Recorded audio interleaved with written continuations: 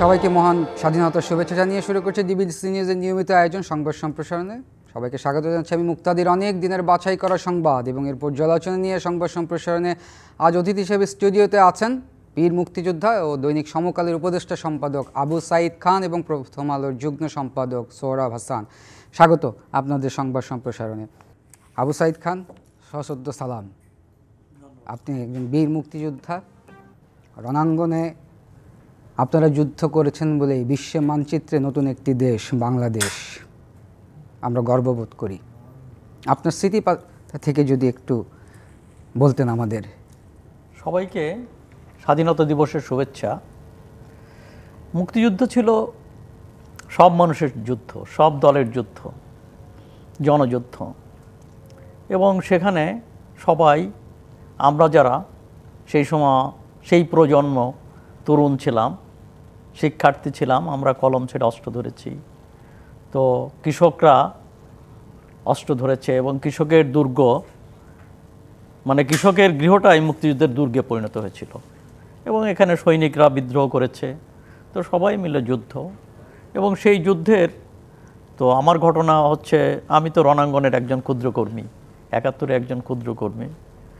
তো আমি আমার একটা স্মৃতিমূলক বই ফিরে দেখা ৭১ আমার কাহিনী লিখেছি, যে কিভাবে সেই সময় আমরা যুদ্ধে গেলাম, কি হলো, সব ঘটনা লিখেছি। তা আমার কাছে একটা জিনিস আমি বলি, সেটা হচ্ছে আমার যদি বলেন স্মরণীয় ঘটনা, সেই স্মরণীয় ঘটনা একটা বলি। সেটা হচ্ছে যে আমি চাকুলিয়া ট্রেনিং সেন্টার থেকে অসুস্থ হয়ে কলকাতা ফিরলাম। তখন আমার বন্ধুরা দেশে প্রবেশ করলো। আমি কল্যাণীতে একটা ইয়ুথ ক্যাম্প মানে হচ্ছে যুব শিবির, যেটা বাংলাদেশ সরকারের সরাসরি পরিচালিত, সেটার কনিষ্ঠতম পরিচালক ছিলাম। মানে একটা পরিচালক মণ্ডলী ছিল, ওখানে আমি ছিলাম। তো ওখানে অনেক খবর আসতো, সেই খবরগুলো আমি মাঝে মাঝে জয় বাংলা পত্রিকা এবং স্বাধীন বাংলা বেতারে দিয়ে দিতাম। এই যে আমার সাংবাদিকতার ওখান থেকে হাতে খড়ি। তো তখন আমরা মুক্তিযুদ্ধের এক পর্যায়ে দেশে তখন ঢোকাটা খুব কঠিন হয়ে পড়ছে, কেননা এই গ্রুপগুলো পাঠানোটা বন্ধ হয়ে গেছে। তো তখন একবার সিদ্ধান্ত হলো আমরা একটা পত্রিকা বের করব, স্বাধীনতার পক্ষে একটা পত্রিকা। ফান্ডটাও যেভাবে হোক জোগাড় হলো, সেটা একটা বড় ঘটনা। তো তখন যে ঠিক আছে, সরকারের অনুমতি নিতে হবে, অর্থাৎ ডিক্লারেশনের দরকার। তখন তাজউদ্দিন আমাদের সঙ্গে সাক্ষাৎ হয়েছিল, সেটা আমার জীবনের একটা স্মরণীয় ঘটনা। আমি ৮ নম্বর থিয়েটার রোডে গিয়েছিলাম, সেখানে তাজউদ্দিন সাহেব এর রুমে, তো সেখানে বিদেশি অতিথি ছিলেন, আমি পাশে বসেছিলাম। সেখানে বঙ্গবন্ধুর ছোট্ট একটা রুম, বঙ্গবন্ধুর একটা বিরাট ছবি সামনে রেখে মানে টাঙানো ছিল, সেখানে তাজউদ্দিন সাহেব আলাপ আলোচনা করতেন। তো আমি যে ওনার সঙ্গে, উনি ভুলে গেছেন, তো আমরা তখন তো সবাইকে ভাই বলতাম, যে তাজউদ্দিন ভাই, আমি তো আপনার সঙ্গে কথা বলতে এসেছি। তখন বলছে যে আমি তো তোমাকে সময় দিতে পারবো না, তো আমার তো একটা জায়গা প্রোগ্রামে যেতে হবে, তা তুমি কোন দিকে যাবে? তা আমি বললাম যে কলকাতা, আমি তো সব জায়গায়, মানে এক জায়গায় নামলেই হলো। আমি তখন বুঝতে পারলাম, তখন বললো তুমি গাড়িতে ওঠো। তো গাড়িতে ওঠার পরে আমি এই পত্রিকা বের করব, এই কাহিনিটা আমি তাকে বললাম। বললো কোথায় টাকা পাবে, কিভাবে বের করবে? তখন আমি বললাম, তখন পাশের লোকটাকে বললো ওকে একটা ডিক্লারেশন এর একটা কপি দিয়ে দিও। তো এই যে ঘটনাটা, তখন আমি গাড়িতে, উনি কিন্তু মাঝখানে ছিলেন আর দুই পাশে দুইজন। তো আমার কাছে তখন বাংলাদেশের একজন, মানে তখন আমার বয়স 20 বছর, মানে 20 বছরের তরুণ প্রধানমন্ত্রীর সঙ্গে গাড়িতে ছুটছি, তো আমাকে খুব বাংলাদেশের একজন গর্বিত নাগরিক মনে হয়েছিল। এটা আমার জীবনের স্মরণীয় ঘটনা। আমি আমার ফিরে দেখা ৭১ এটা ডিটেলস বলেছি। আবু সাঈদ খান, একটু প্রশ্ন করতে চাই আপনাকে। আপনি একজন বীর মুক্তিযোদ্ধা। আমরা অনেক বছর ধরে একটা ডিবেট দেখতে পাই বা এখনও শুনি, যে ডিক্লারেশন অফ ইমানসিপেশন, স্বাধীনতার ঘোষণা নিয়ে আপনি যদি একটু বলতেন। হ্যাঁ, স্বাধীনতার ঘোষণা তো একবারই হয়, এবং একটা দেশের স্বাধীনতাতে একবারই হয়, বারবার তো হয় না। তো বাংলাদেশের স্বাধীনতার ঘোষণা তো 10ই এপ্রিল হয়েছিল।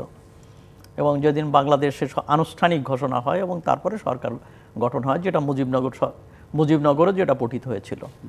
তো এইটাই স্বাধীনতার ঘোষণা, এর বাইরে তো আর স্বাধীনতার ঘোষণা হয় না। আর একটা দেশের স্বাধীনতা বারবার আসে না, লাখ লাখ শহীদের রক্তের বিনিময়ে আমরা স্বাধীনতা পেয়েছি। তো এই ঘোষণাই আমাদের ঘোষণা, যেটা এখন আমাদের সংবিধানে অন্তর্ভুক্ত রয়েছে। ধন্যবাদ আবু সাইদ খান। আমরা একটু সোহরাব হাসানের কাছে ফিরতে চাই, আপনিও যদি একটু স্মৃতির পাতা থেকে। ধন্যবাদ আপনাকে এবং বন্ধু আবু সাইদ খানকে শুভেচ্ছা, স্বাধীনতা দিবসের শুভেচ্ছা সবাইকে, ডিবিসির দর্শকদের। আবু সাইদ খান যেহেতু পত্রিকার কথা বললেন, সেটা কিছুটা মনে হলো। আমরা তখন অবরুদ্ধ বাংলাদেশে একটা পত্রিকা বের করতাম, হাতে লেখা। পত্রিকার নাম ছিল অভিযান। হাতে লিখে লিখে সেটি যাদের দেয়ার যেসব, সেখানে আমরা যেমন ধরেন থানা সদর দপ্তরে, তখন ইউএনও ছিল না, তখন বোধহয় অন্য যে সার্কেল অফিসার, সার্কেল অফিসার, তাদের অফিসে দেয়া, মানে জানান দেওয়া যে দেশে যুদ্ধ চলছে, বা আমরা এই যে পাকিস্তানি শাসন, পাকিস্তানি যে সরকারকে আমরা মানি না, তোমরাও এগিয়ে আসো, এরকম। এটি হয়তো বেশি সংখ্যা করা যায়নি, আমরা ভেতরে থেকেই যা করার, যেটুকু কাজ করার করেছি। কিন্তু যেটা ছিল তখন, মুজিবনগর সরকার প্রধানমন্ত্রীর কথা বললেন। দেখুন, স্মৃতি এবং স্মরণীয় ঘটনা, এই প্রধানমন্ত্রী যিনি একমাত্র ব্যতিক্রম, তিনি কিন্তু তার অফিস রুমে থাকতেন, তার পরিবার কলকাতায় ছিলেন, কিন্তু তিনি অফিসে ছিলেন।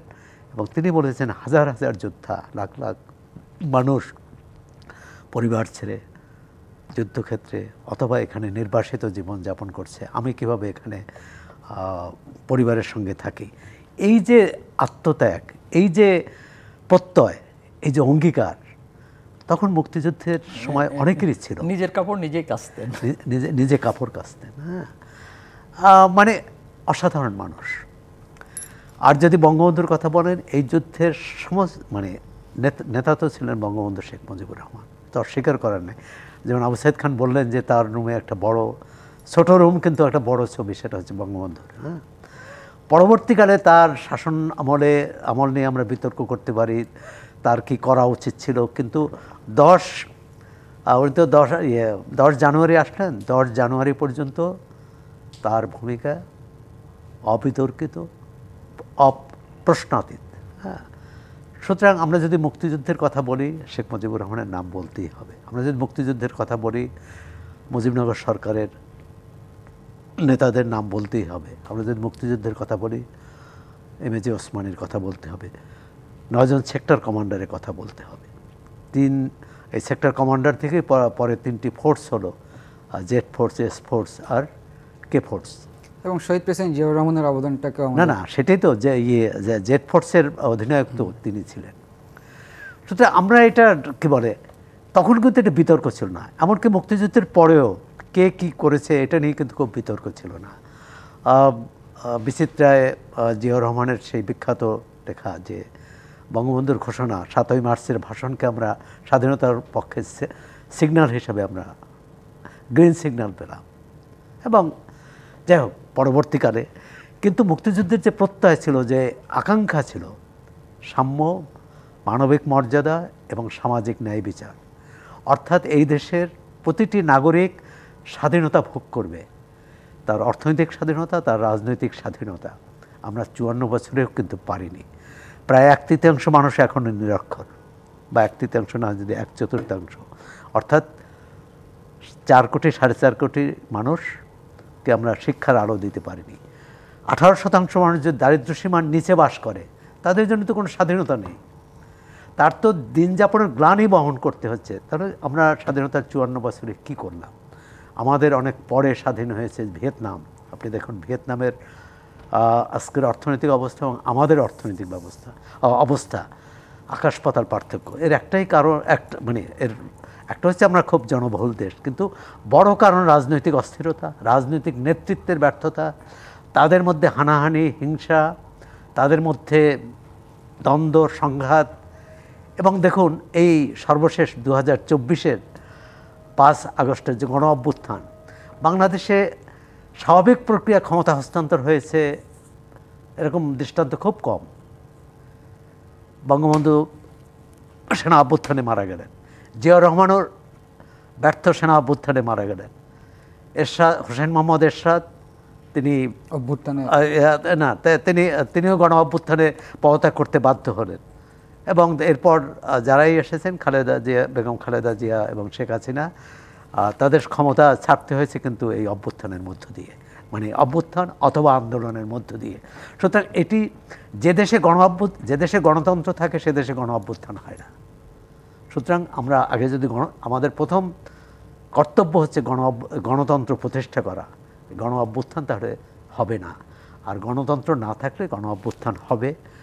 আর আরেকটা যেটা প্রশ্ন করেছিলেন যে স্বাধীনতার দ্বিতীয় স্বাধীনতা না প্রথম স্বাধীনতা, স্বাধীনতা আলোচনা করব। সোহরাব হাসান এবং বীর মুক্তিযোদ্ধা আবু সাইদ খান, আমার একটা প্রশ্ন, আপনারা তাজউদ্দিন আহমেদের অবদানের কথা বলছিলেন, আপনি বলছিলেন সেই অর্থে আসলে ইতিহাসে তাজউদ্দিন আহমেদের এই অবদানকে আমরা কি মানে রাইট ওয়েতে আপহোল্ড করতে পেরেছি মানে যেটা তার প্রাপ্য পারিনি। প্রাপ্য আমরা অনেকেই, শুধু তাজউদ্দিন আহমদ না, অনেকের ক্ষেত্রে আমাদের এখানে কি আমাদের রাজনীতি রাষ্ট্র হচ্ছে এককেন্দ্রিক, ব্যক্তিকেন্দ্রিক। সেখানে একজনই নেতা হয়। হ্যাঁ, এখন নেতা হলে অন্যরা থাকবে না তা নয়, কিন্তু এক ধরনের নেতৃত্বের যে মানে চিন্তা, বিকল্প চিন্তা। আর যেহেতু তাজউদ্দিন আহমদ তখন বঙ্গবন্ধু জেলে ছিলেন, সুতরাং তাজউদ্দিন আহমদের উপরই দায়িত্ব বর্তায় যে তিনি এই মুজিবনগর সরকারটি পরিচালনা। ওই অর্থে যদি বলেন, এই দায়িত্বটা কিন্তু আসলে সৈয়দ নজরুল ইসলামের, কারণ রাষ্ট্রপতির অনুপস্থিতিতে অস্থায়ী রাষ্ট্রপতি করবেন। কিন্তু তাজউদ্দিন আহমদের ব্যক্তিত্ব, তার রাজনৈতিক প্রজ্ঞা, দূরদর্শিতার কারণে তার চালকের আসনে কিন্তু তিনি বসেছেন। সেটি আপনি সর্বদলীয়, আমি যতটুকু শুনেছি, মানে আমার মানে যারা মুক্তিযুদ্ধ যাদের সাথে কথা বলেছি বা আবু সাইদ খান সাহেব আছেন, মানে পুরো ওয়ারফিল্ডটাকে উনি মনিটরিং করতেন যে কার কোথায় কি অবস্থান। আবু সাইদ খান যেটা সোহরাব হাসান বলছিলেন যে সেই অর্থে আসলে ওনার অবদানকে তেমনভাবে না স্বীকার করা হয়নি। এমনকি ইতিহাস বিকৃতিটা এবং ইতিহাসের মানে যে দল ক্ষমতা এসছে সেই দল তার মতো করে বয়ান তৈরি করেছে, তারা ন্যারেটিভ দাঁড় করেছে। আওয়ামী লীগ তো প্রায় অনেক বছর ক্ষমতায় ছিলেন না, স্বাধীনতার পরেই কিন্তু ইতিহাসের এই তথ্য বিকৃতিটা শুরু হয়। যেমন আওয়ামী লীগ ক্ষমতায় যখন আসলো, তখন কেবলমাত্র বঙ্গবন্ধু এবং অন্যান্য নেতাদের অবদানকে করা হলো। এটা ঠিক যে মুক্তিযুদ্ধের নেতৃত্ব আওয়ামী লীগ দিয়েছিল, বঙ্গবন্ধু প্রধান নেতা ছিলেন, কিন্তু অন্যান্য দল ছিল। কিন্তু তখন টেলিভিশনে, রাষ্ট্রীয় অনুষ্ঠানে অন্যান্য দলের সঙ্গে বলা হতো না।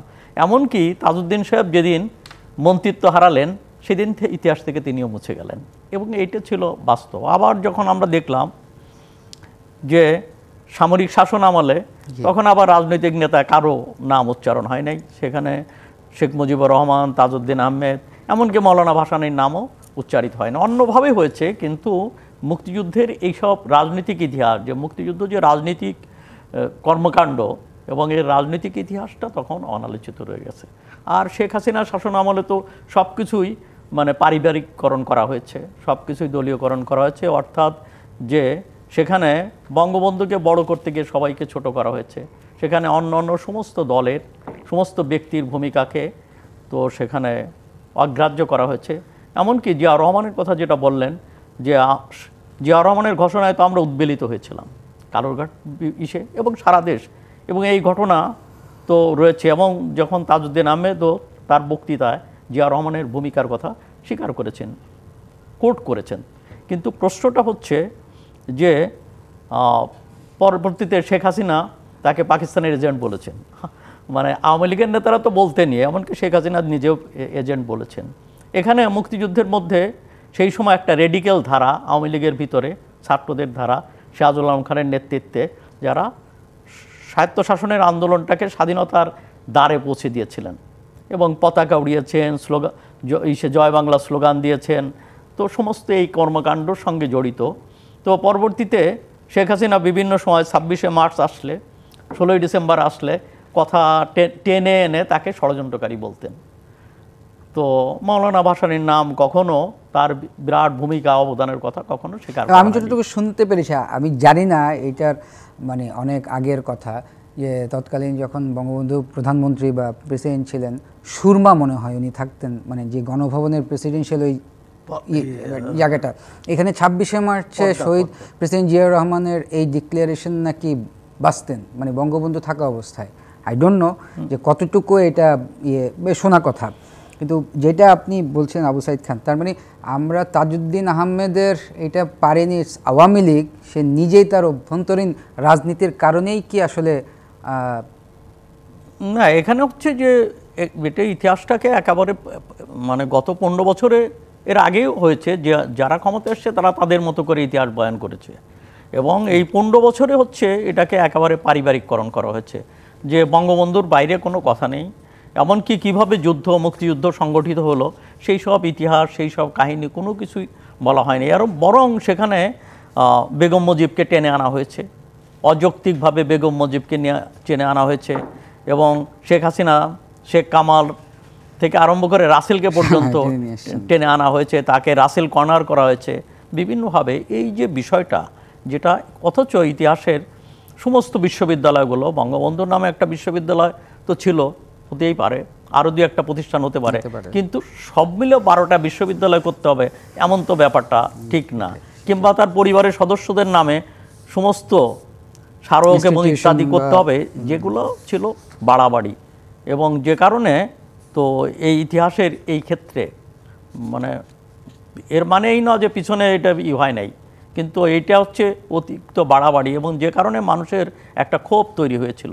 এবং এই সমস্ত কিছুই, এবং এই যে নির্বাচনের ক্ষেত্রে যদি আমরা বলি, সেটা হলো যে প্রথম হচ্ছে প্রতিদ্বন্দ্বিতাহীন নির্বাচন হলো একটা, তারপরে নির্বাচন হলো যে রাতের ভোট, মানে দিনের ভোট রাতে হলো, তারপরে হচ্ছে ডামি নির্বাচন হলো, এবং এর সব কিছুই হয়েছে বঙ্গবন্ধুর নামে এবং মুক্তিযুদ্ধের নামে। যে কারণে এই যে বঙ্গবন্ধুর স্মারক ভাঙা ইত্যাদি, এগুলো এই ক্ষোভ উগলে পড়েছিল সাধারণ মানুষের, এর ভিতরে একটা আক্রোশ ছিল। হ্যাঁ, এটাও হতে পারে, আমার যেটা মনে হয় এর পিছনে স্বাধীনতা বিরোধীদের কোনো হাত থাকতে পারে, কিন্তু মানুষের আক্রোশও তৈরি হয়েছিল। আমাদের একটা বিরতির সময় আছে।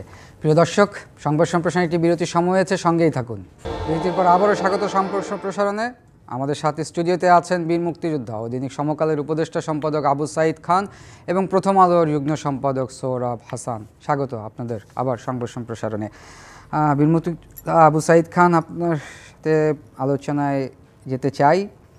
71কে ছোট করতেই বলা হচ্ছে দ্বিতীয় স্বাধীনতা, অভিযোগ বিএনপির পক্ষ থেকে। আবার এনসিপির নেতাদের দাবি 24কে মুখোমুখি করার উদ্দেশ্য অসৎ। না, দ্বিতীয় স্বাধীনতা আমি তো আগেই বলেছি, দ্বিতীয় স্বাধীনতা বলে কিছু হয় না।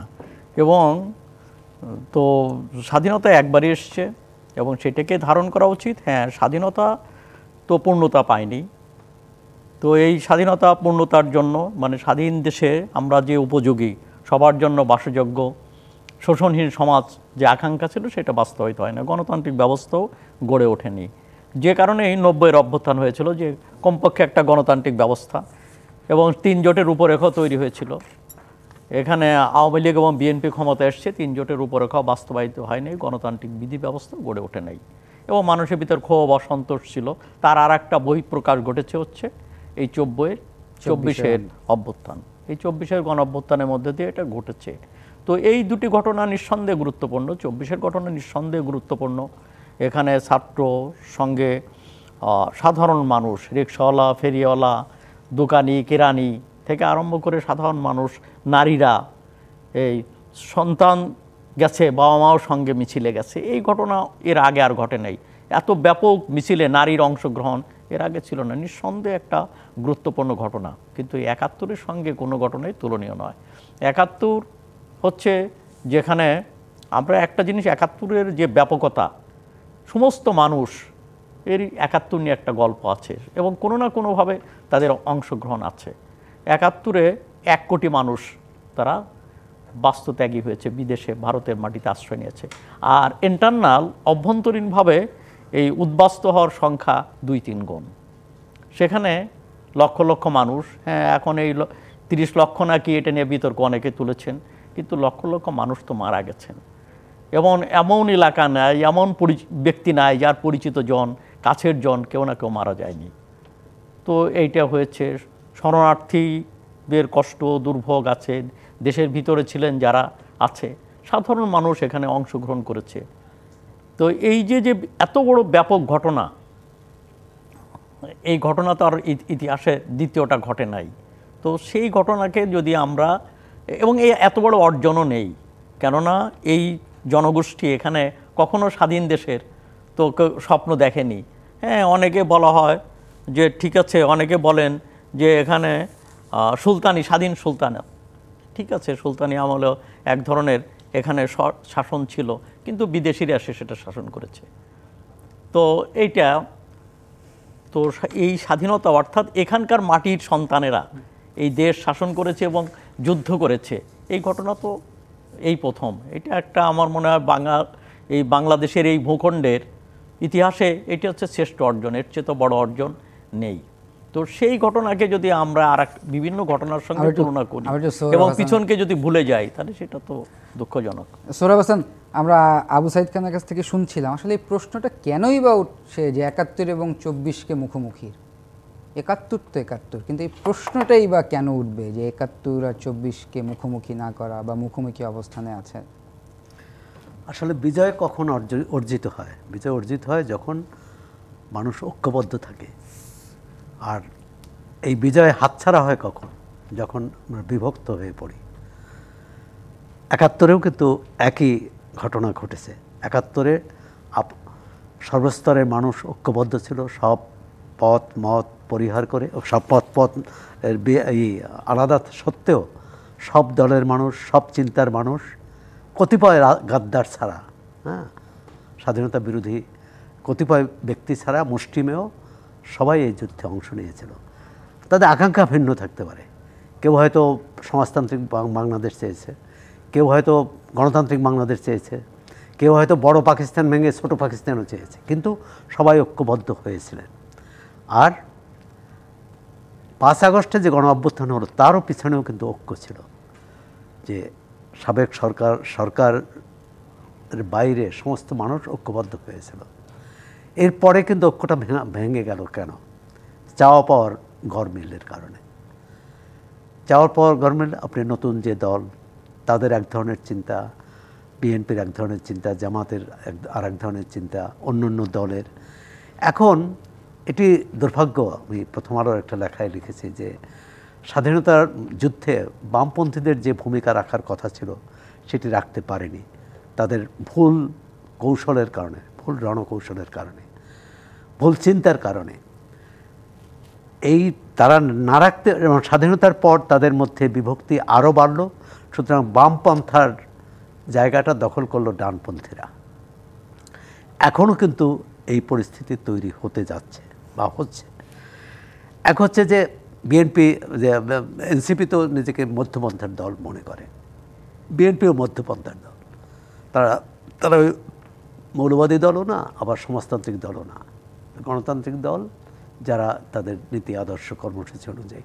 আমি নীতি আদর্শ কর্মসূচি তো খুব পার্থক্য দেখি না। এমনকি এনসিপি যদিও এখনও গঠনতন্ত্র তারা প্রকাশ করেনি, কিন্তু যে কর্মসূচি দিয়েছে গণতন্ত্র প্রতিষ্ঠা এবং দেশের যারা পিছিয়ে পড়া মানুষ যাতে ভালো থাকে, সবাই মিলে যাতে গণতন্ত্রের যে আনন্দ, গণতন্ত্রের যে অধিকার, গণতন্ত্রের যে সুযোগ, সেটা যাতে সবাই ভোগ করতে পারে। এটি তো বিরোধটা কোথায়? বিরোধটা হচ্ছে ক্ষমতায় কোন দল কোন কৌশল নিলে, কোন স্লোগান দিলে তার পক্ষে যাবে, এটা নিয়েই হিসাব নিকেশ। আর নতুন বন্দোবস্তের কথা বলি, নতুন দল তো নতুন বন্দোবস্ত দেখাতে পারলো না। সেটি আপনি কোনো নেতার হঠকারী বক্তৃতা বলেন অথবা কোনো নেতার গাড়ি বহরের কথা বলেন, হ্যাঁ, তো পুরানো ধারাই। তারা যদি বরং পুরানো যে রাজনীতি, পুরানো যে সংস্কৃতি, পুরানো নেতাদের অন্য দলের যে আচরণ, তার থেকে যদি তারা ভিন্ন দেখাতে পারত, তাহলে কিন্তু একটা মানুষের আস্থা জাগত তার উপর। এখন হচ্ছে কি, তারা এক ধরনের অস্থিরতার মধ্যে আছে। বিএনপি আবার আমরা মনে করি যে একটা ভারসাম্য থাকা উচিত। আওয়ামী লীগ যেহেতু নেই, আওয়ামী লীগ যেমন তার প্রতিদ্বন্দ্বী কে ছিল, গত 30-40 বছরের ইতিহাস হচ্ছে আওয়ামী লীগ দেশের দুইটি প্রধান দল, আওয়ামী লীগ ও বিএনপি। আওয়ামী লীগ ক্ষমতায় এসে বিএনপিকে একেবারে প্রান্তিক করে দিল, যে বিএনপি যাতে কোনোভাবেই রাষ্ট্র কাঠামোর ভিতর না ঢুকতে পারে। এটি করার ফলে কি হলো, আওয়ামী লীগ কর্তৃত্ববাদী হয়ে গেল প্রচণ্ডভাবে এবং স্বৈরাচারী হয়ে গেল। এখন যদি এই রাজনৈতিক ভারসাম্য না থাকে, বিএনপির ক্ষেত্রেও কিন্তু এই আশঙ্কা আছে। সে কারণেই আমরা মনে করি যে বিএনপির একটি প্রতিপক্ষ থাকা দরকার, এবং সেই বিএনপির প্রতিপক্ষ কিন্তু মৌলবাদী কোনো দল নয়, ধর্মাশ্রয়ী দল নয়। সেটি হওয়া উচিত তরুণদের মধ্য থেকে এবং মধ্যপন্থার মধ্য থেকে আসা। আমি এটির মধ্যেই যে আর রাজনৈতিক এটি আর যে প্রতিদিনের যে নেতাদের বক্তৃতা বিবৃতি, এইটা ধরে আপনি প্রকৃত বিরোধও নিরূপণ করতে পারবেন না, আর সম্মেলনও নিরূপণ করতে পারবেন না যে এর মধ্যে ঐক্য কোথায় রাখতে পারে। নির্বাচন একটা হলো, নির্বাচনে আশা করি সব দলই অংশ নেবে, এবং সেক্ষেত্রে তাহলে তার নীতি কর্মসূচি নিয়ে জনগণের কাছে যাবে। কিন্তু যে বিষয়টি, এবং গতকাল টেলিভিশনে, আজকে সকালে টেলিভিশনেও যে খবর বা যে দেখলাম, সেটি খুব শঙ্কিত করে। সেটা হচ্ছে রোজার দিন হতে পারে এ কারণে যে জাতীয় স্মৃতিসৌধে অন্যান্য সময় যে ধরনের জনসমাগম, যে ধরনের জনগণের ভিড় থাকে, এবারে কিন্তু সেটি লক্ষ্য করা যায়নি। এটি কিন্তু এক ধরনের কি বলে, এক ধরনের হতাশা তৈরি করে। ধন্যবাদ সোহরাব হোসেন। প্রিয় দর্শক, সংবাদ সম্প্রসারণে একটি বিরতির সময় হয়েছে, সঙ্গেই থাকুন। বিরতির পর আবারও স্বাগত সংবাদ সম্প্রসারণে। স্টুডিওতে আছেন বীর মুক্তিযোদ্ধা আবু সাঈদ খান এবং সোহরাব হোসেন। আবু সাঈদ খান, আজকে প্রধান উপদেষ্টা চীন সফরে গেলেন।